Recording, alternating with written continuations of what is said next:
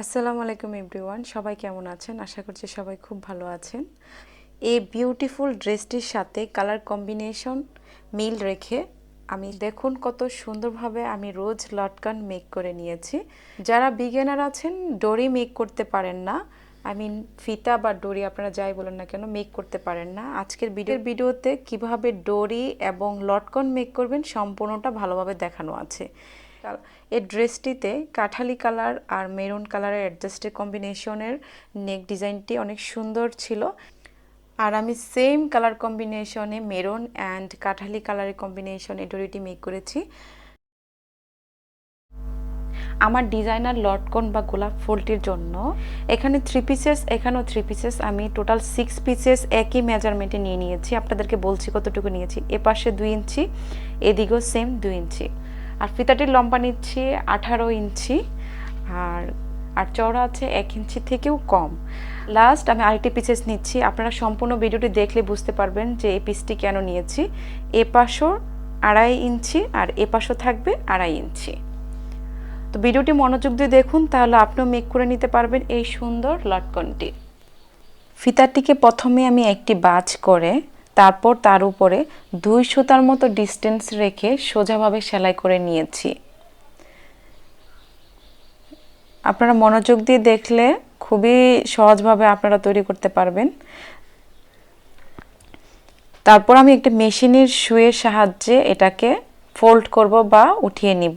আমি মেশিনের সুইয়ের মধ্যে 2 বাজ করে টোটাল 4 বাজ সুতা নিয়েছি।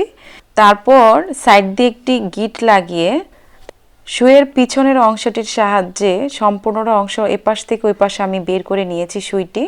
তারপর সুতাটি হালকা হালকাভাবে টেনে নিয়ে আসতে হবে। যখন আপনি সুতাটি টানবেন অটোমেটিকলি এর ভিতর দিয়ে ফিতাটি চলে যাবে।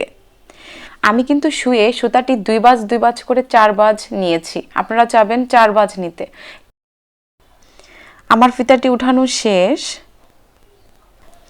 তারপর 2 ইঞ্চি করে যে আমি কাপড়গুলো কেটে নিয়েছি, দুই কালার একসাথে নিয়ে একটি পিনের সাহায্যে আমি আটকে নিয়েছি। আটকানোর পর আপনারা দেখুন আমি কিভাবে হালকা করে 2 দিক দিয়ে একটু রাউন্ড করে দিয়েছি,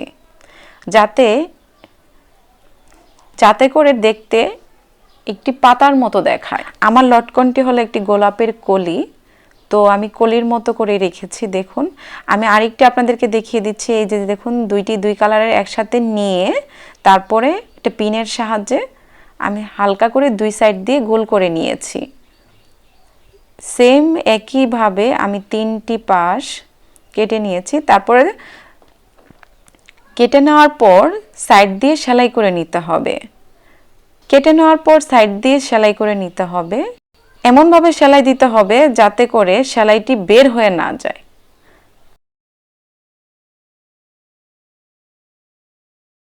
সাইড সেলাই করার পর প্রত্যেকটির মুখের অংশ একটু করে কেটে নিতে হবে, যাতে করে আমি কোনো কিছুর সাহায্যে এটাকে ফোল্ড করে নিতে পারি। দেখুন আমি কত সুন্দর করে ফোল্ড করে নিয়েছি। তারপর আমি যে ফিতাটা তৈরি করে নিয়েছি সেই ফিতাটি ঠিক মিডল বরাবর রাখবো। রেখে যে অংশটি আমি কেটে নিয়েছিলাম সেই অংশের সাইডে আমি ফিতাটি অ্যাডজাস্ট করব। আমি যতটুকু দাগ দিয়েছি সেই দাগ বরাবর আমি সেলাই করে নিব। তো এভাবেই কিন্তু আপনারা খুবই ইজিলি এই সুন্দর লটকনটি মেক করতে পারেন। আমি আরেকটা আপনাদেরকে দেখাচ্ছি। যে অংশটা আমি কেটে ফোল্ড করে নিয়েছিলাম গোলাপের পাপড়িটি, সেই অংশে আমি ফিতাটা রেখে তারপর যতটুকু আমি দাগ দিয়ে নিয়েছি হাফ অংশ আপনাদেরকে সেলাই করে নিতে হবে। তো এভাবে সেলাই করে জাস্ট ফিতাটা আপনি টান দিলেই এটা ফোল্ড হয়ে যাবে, মানে এটা ভাঁজটা পড়ে যাবে। তারপর 3টি অংশ আমি সেলাই করে নিয়েছি। সেলাই করার পর অতিরিক্ত যদি ফিতা থাকে সেটা কেটে নিতে হবে। 2.5 ইঞ্চি মেজারমেন্টে আমি যে কাপড়টা কেটেছিলাম প্রথমে এটাকে একটা কনিক ভাঁজ করে নিয়েছি, 1 ভাঁজ। তারপর তিনটি পাপড়ি যেখানে সেলাই করেছি তার উপরে রাখতে হবে। রেখে তারপর দেখুন আমি একটু দাগ দিয়ে নিচ্ছি, সেই দাগ পর্যন্ত সেলাই করে নিব। আপনারা চাইলে আর একটু চওড়া যদি দিতে চান তাহলে একদম সোজাভাবে সেলাই করতে পারেন।